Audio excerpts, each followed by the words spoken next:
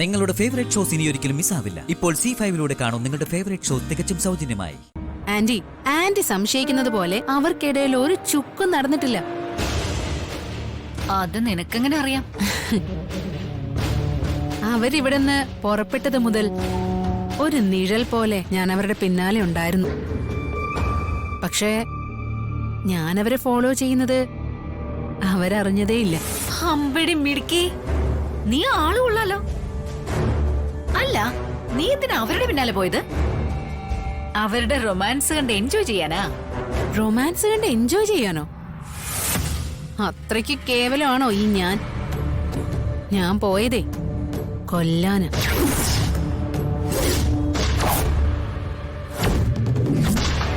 പാർവതിയെ കൊല്ലാൻ.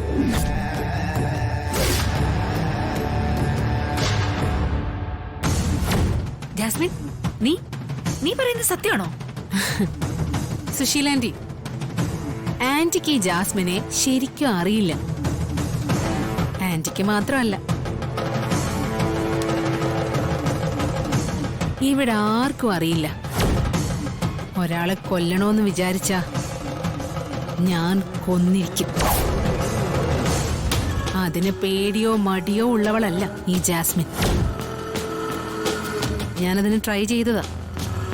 ഒരൊറ്റ ബുള്ളറ്റ് കൊണ്ട് പാർവതിയുടെ നെറ്റിയിലൊരു തിലകം. ജസ്റ്റ് മിസ്സായി.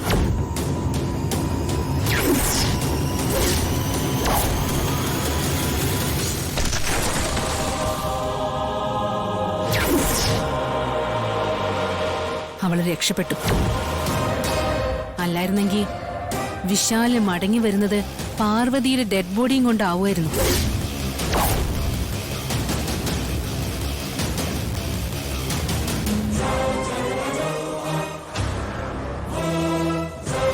സുശീലാന്റി,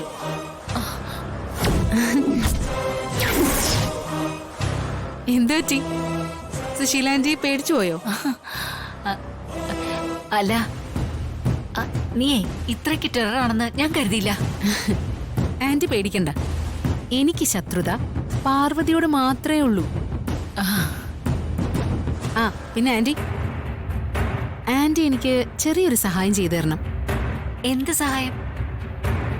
പാർവതി അവിടെ കാട്ടിനുള്ളില് ഒരു പാമ്പിന്റെ പുറ്റിൽ നിന്ന് ഒരു താക്കോൽ കൂട്ടം പോലെ എന്തോ വന്നെടുത്ത് അവളുടെ സാരത്തുമ്പിൽ കെട്ടുന്നത് ഞാൻ കണ്ടു.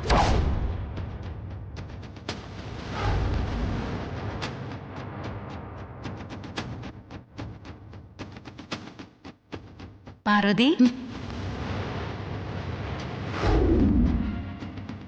അതെന്താണെന്ന് എനിക്ക് വ്യക്തമായില്ല. എന്ത് തന്നെ ആയാലും അത് കണ്ടുപിടിക്കണം. നോക്കാം, ഞാൻ ട്രൈ ചെയ്യാം. പാർവതി ഒരു പൊട്ടി പെണ്ണായിട്ടാ ഞാൻ കണ്ടിരുന്നത്. പക്ഷേ അവളിപ്പോ ആകെ മാറി. നമ്മൾ ഒരടി വെച്ച അവള് 10 അടി വെക്കും. ഇനി അവൾ അടിവെക്കുന്നതേ മരണത്തിലേക്കായിരിക്കും. എനിക്കൊന്ന് പഴച്ചോന്ന് കരുതി അവൾ എന്നേക്കുമായിട്ട് രക്ഷപ്പെടില്ല.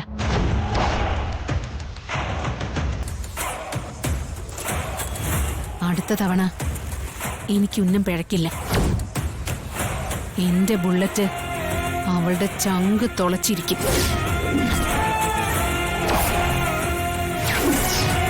ഡൗൺലോഡ് ചെയ്യൂ C5 ആപ്പ്. കാണൂ എല്ലാ എപ്പിസോഡുകളും സൗജന്യമായി.